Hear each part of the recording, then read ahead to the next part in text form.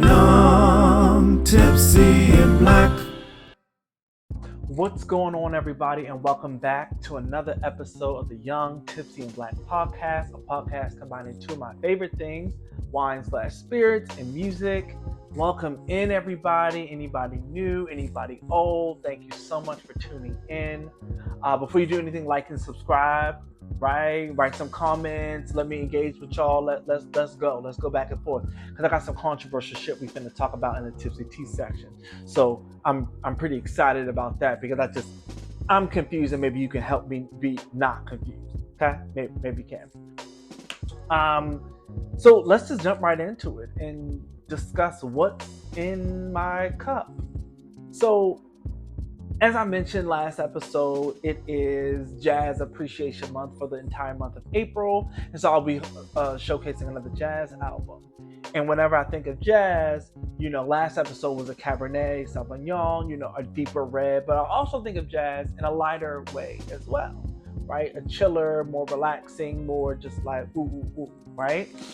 And I really will take any excuse to drink a Pinot Noir, because she's my favorite. So that's what we have today. We have a Balam. I really just got it because of the label, and I liked it and it looked real cool in the store. Because I feel like that's how most of us buy our wines, based on the label. Oh, this label looks nice. This should be a good wine. I also did a little research on it, and it does. I did hear some good reviews on it from Louis Latour, Domaine de Valmoncien.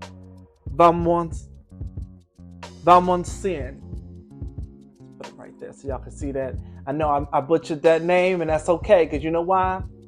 I'm grown. All right, so let's read the back of the bottle, because we love to do that. Let's see what they say about this wine. Let's see. Okay, this is a round wine with smooth tannins and subtle dried flower notes. It offers balanced aromas and red fruits and spices. So you know me. I'm already locked in on the Pinot Noir thing. You can't really turn me off of Pinot Noir, no way. So I'm expecting this to meet up to the caliber of a good Pinot Noir.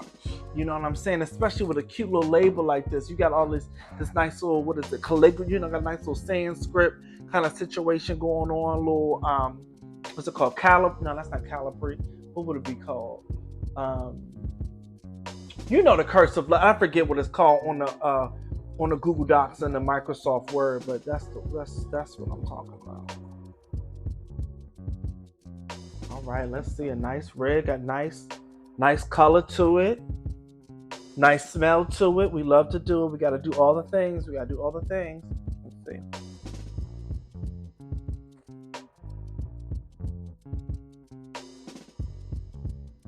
Oh, so smooth. Oh, I can drink this. This bottle will be gone. This bottle might be gone this episode. Okay? And then we have something that we might have a problem, but that's okay. That's tomorrow's problem. Very delicious. Very smooth. Like I said, smooth tannin. It goes down. It does not stay on the palate very long. I'm able to take a sip and be like, okay, cool, what? And then go back to it again. I do want... Usually when I drink a Pinot Noir, I enjoy the fruitier flavors that are like coming out of it. I don't really taste that. It falls a little flat in that area. But other than that, it's a good red wine. It's a good one. If somebody had this, I would drink it. It's okay. Someone had it, I drink it. I think. That may change as I continue to sip and go on. But at any rate, we will be pairing this Pinot Noir, the smooth tannin, like really chill, really relaxing, really easy to digest, with this Duke Ellington and John Coltrane project. Okay? Again, I'm a huge jazz fan, and this has some of my favorite jazz songs on it. In a sentimental mood, I remember the first time I heard that, and I think that's why I enjoy jazz so much, because these do not have words, right? Even though In a Sentimental Mood does have lyrics to it, in certain versions, the words the instruments speak as words for me, right? And I love lyrics. Like y'all know, if you know me, I'm a singer-songwriter. I love to tell a story or whatever, but to be able to tell a story simply with instrumentation, it's a gift, truly, to bring you along on this journey. And I feel like a lot of these songs do that on this particular project. It is a classic.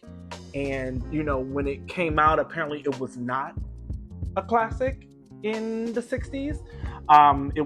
Apparently this wasn't revered as like, it was like, it was okay. Like no one really, went up for it the way that I think it deserved. And I think now it's being appreciated for what it is. But you have songs like In a Sentimental Mood, right? Like My Little Brown Book, The Feeling of Jazz. These songs complement this so well because they are just so smooth and so easy to listen to and so easy to digest. But every time you listen, you get something else. Like I said, I may be talking shit about this, whatever. I may taste it and be like, I don't know about this. I don't know. But, with every sip, you taste something else. It's the complexity that can be from a really, really good Pinot Noir that matches the complexity of a pure, classic OG jazz album. So if you have not listened to this project, In a Sentimental Mood, My Little Brown Book, if you haven't listened to some of those if you have not listened to some of those songs, you don't need lyrics for these, right? Like you will feel it, right? And I remember the first time I heard In a Sentimental Mood, I was watching this random movie that, had come across with Zoe Saldana and Billy D. Williams and Hill Harper. It was called Constellation. It was a really little known movie or whatever, but I heard it and that was a song that I naturally just gravitated toward immediately. And I was like, oh my God, this is amazing. And I'm not saying that started my deep dive into jazz, but that was a part of it. That was a part of that experience, was seeing it, feeling it, hearing it, and knowing that I needed to have more. And I feel like that's what Pinot Noir is for me, needing to have more. So I think it's a perfect pairing. A nice classic Duke Ellington and John Coltrane project with a glass of Pinot Noir. So cheers to the greats, okay?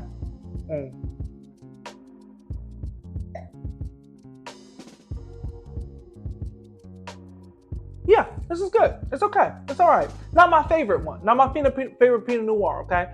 Let me just make sure I'm clear on that. It's okay. It's cool. Would I get this one again? Maybe not. I don't know. Maybe.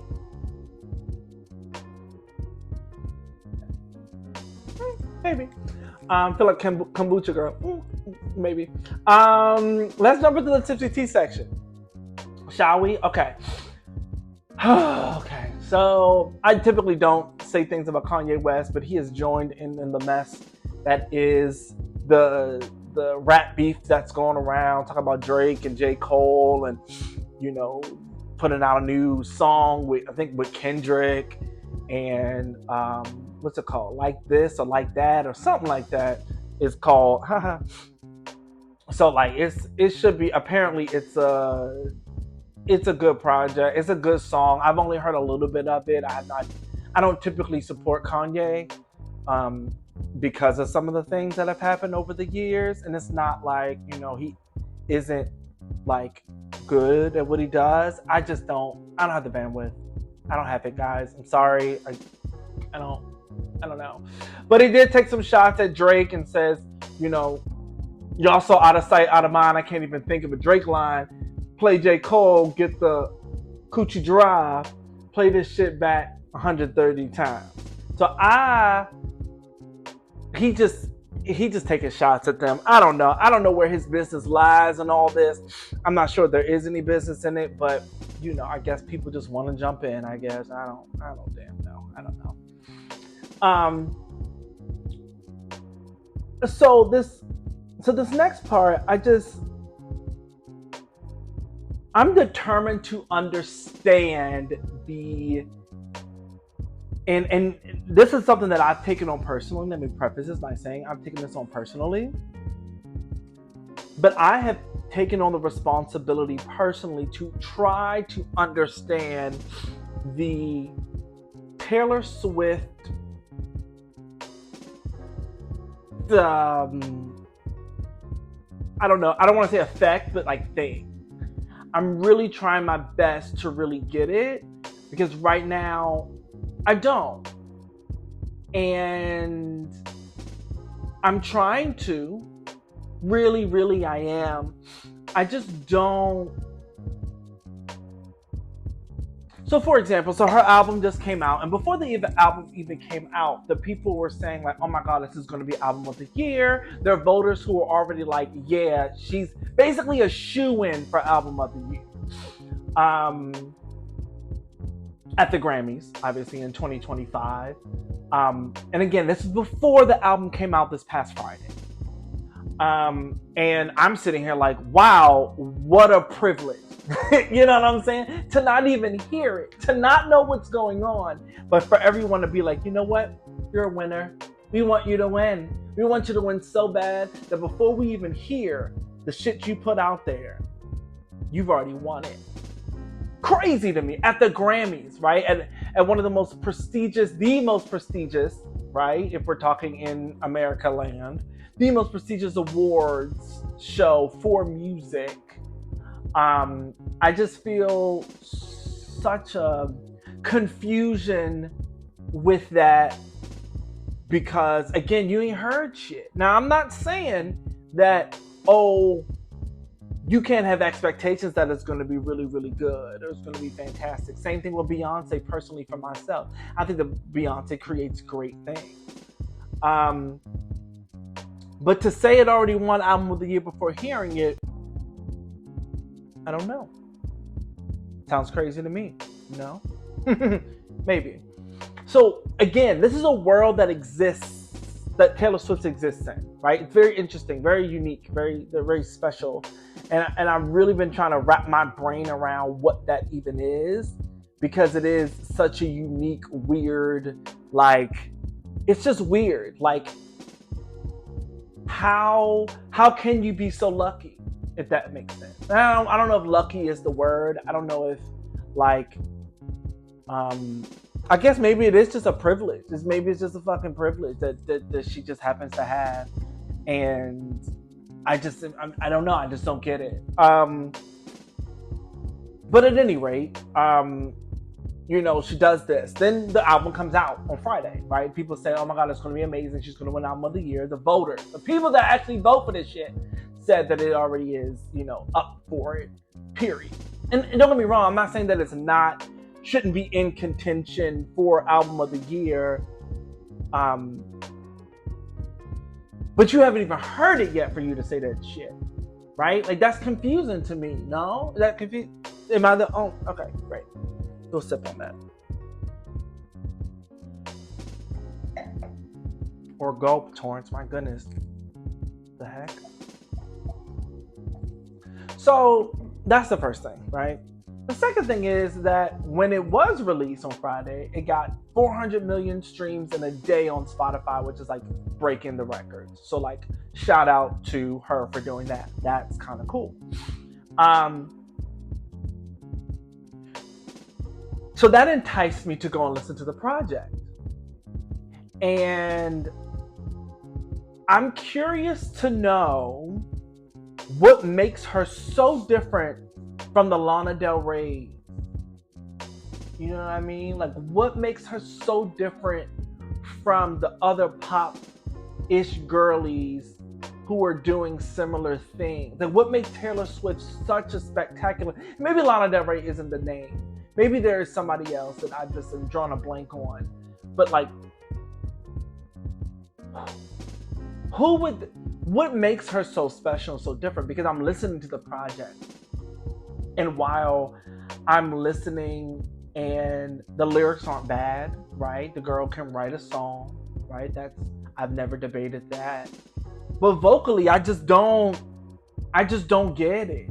just don't get. I don't get it. What am I missing? What am I not hearing? And I studied music in undergrad. Like I was a vocal performance major. Like you know what I'm saying? Like I sang often, and I worked on my voice often. And so for me, it's a lot for me to hear a song and to be like, where's the vocal? We want to hear you sing. And what you present to me with is just a flatlined, like, I don't know, like it's just, I haven't heard anything vocally like, oh wow, okay girl, you're singing down. Like wow, this is really good. And maybe because I'm used to that, maybe it's a I don't want to say a racial thing, but maybe it's a black thing because I like R&B music and I grew up around singers.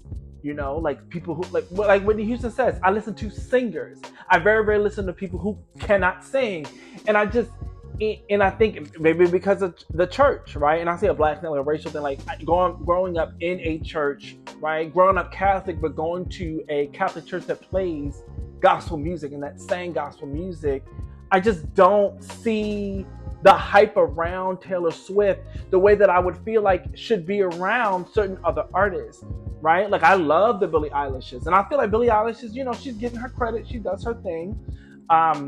Different vibe. I don't know. And it's also the hate that Beyonce gets from the masses too. That's just kind of like, but vocally it's there, right? You know what I'm saying? Like and then vocally it's not there for Taylor. So I'm just having a hard time. But I am on a mission to understanding.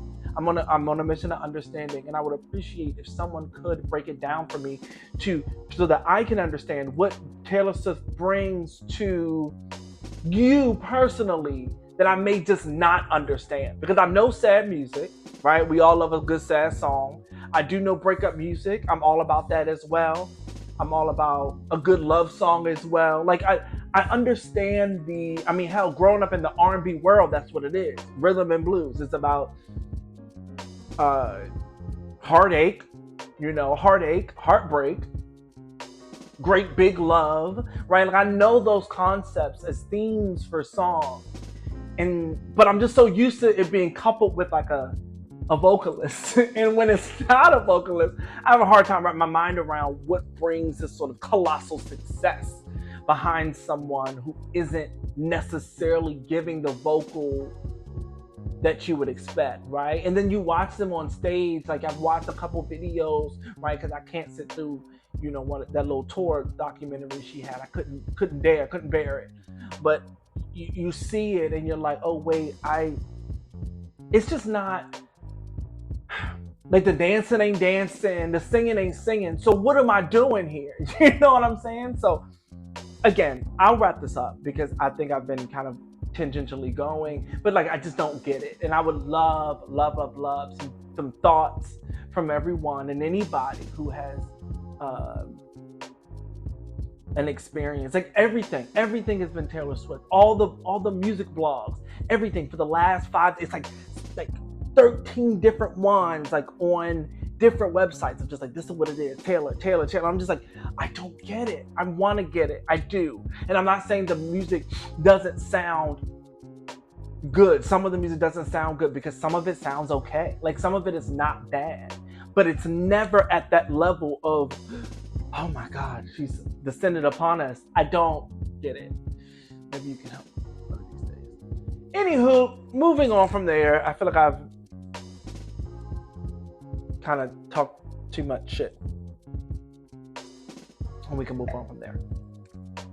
So let's go ahead and move to the Sip Responsibly section of the podcast. This is where I read a crazy experience from the people out here who be telling their business. And I kind of want y'all to tell y'all business a little bit. We need to get there. I can't wait to get to that point where everybody just start telling me their business. That's going to be fun to read. But anyway, this was I kind of perused this one a little nasty, but I think that also needs to be shown in read about as well. Okay. Oh, I feel like I drank a little bit too much. It's gonna be fun to read, y'all. Young Tipsy and Black. All right. Okay. Excuse me. It was getting towards the end of the night, and we were en route to a strip club for reasons I still can't figure out. We were driving with the windows cracked and smoking cigarettes. See? Okay. At this point, I was over half a fifth of Maker's Mark in, and I could feel that all too familiar feeling. I was about 10 seconds from releasing hot and smelly tsunami of throw up all over the back seat of this enclosed vehicle. That's nasty. Thinking quickly, I formed a plan in my drunken and panicked mind. Alex, it's so hot back here. Can you open my window a little bit more? It's happening. For some reason, I get in my head that they can't find out that I'm going to drain everything in my body onto the sidewalk. This secret must go with me to my grave. Alex, I love this song. Can you turn it up? I had never heard this song in my life, but no one was suspicious, so the plan forged on. I then unleashed a torrent of bile so violent that it rivaled the pea soup scene in The Exorcist. I finished my barf and reveled in the fact that I had done it. No one knew, and I was free. When I got out the car, I proceeded to walk into the club and enjoy an hour of watered-down drinks and painted boobs. As we're approaching the car, I hear it, a scream of rage disgust. With little to no foresight, I assumed the vomit would land on the ground, despite us driving 40 miles per hour on a highway. His car looked like someone hosed it down with exclusively post-pizza vomit. I needed an escape, so I did the only thing I could think of at the time. I was even more enraged. I couldn't believe that someone could be that disrespectful. I entertained the idea that it was probably the loud frat guys who left before us, those assholes, or some bums. We just don't know. To this day, no one knows that it was me, and I regret nothing. This is why y'all need to sit responsibly, because why y'all throwing up outside like that? Okay, now don't get me wrong. You know, everyone has, if you have overindulged in alcohol, you have felt it, we have all thrown, whatever, but make it to a bathroom, okay? Have some decorum, have some respect for yourself. You're throwing outside in the streets, okay? Embarrassing yourself, because that's embarrassing, okay? Keep it together, stand up, hold that neck up, okay? That's the first thing. Second thing is, he was quick. He said, look, I can't throw up in this car. I got to throw up outside. And he didn't want anybody to know, right? So what I can appreciate about this story is that he covered his tracks, right? He was like, okay, how can I do this? Roll down that window. It's hot back here. Turn that music up. That's my jam. So it's loud. So as you can't hear me, Earl. You ain't going to hear Earl.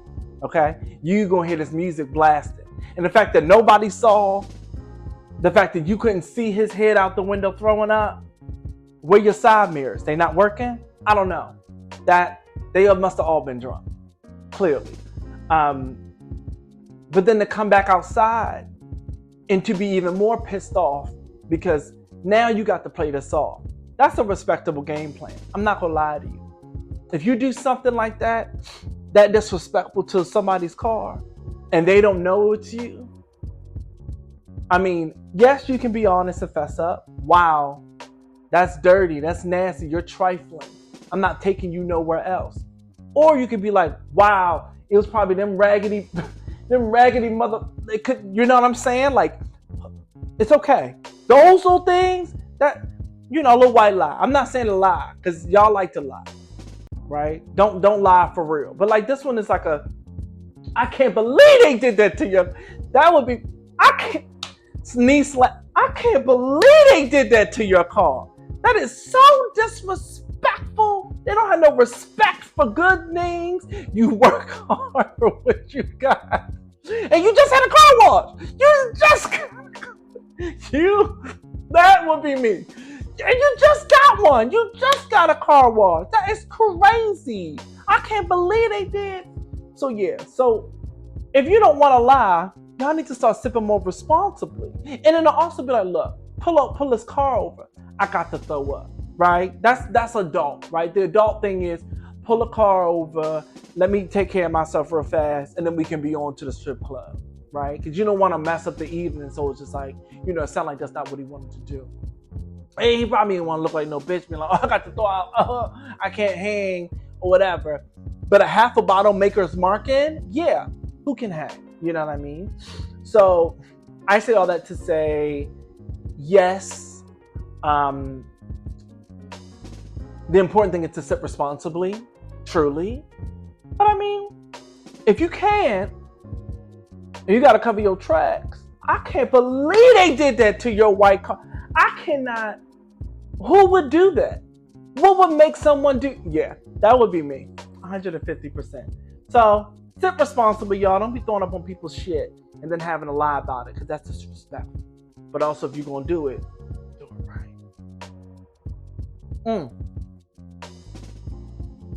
Yeah, so that wraps up this episode of the podcast. Thank you all so much for listening. Again, like and subscribe. And if you are a Taylor Swift fan, I would love to hear your thoughts. Truly, I would. Because I'm stressed. Or you can tell.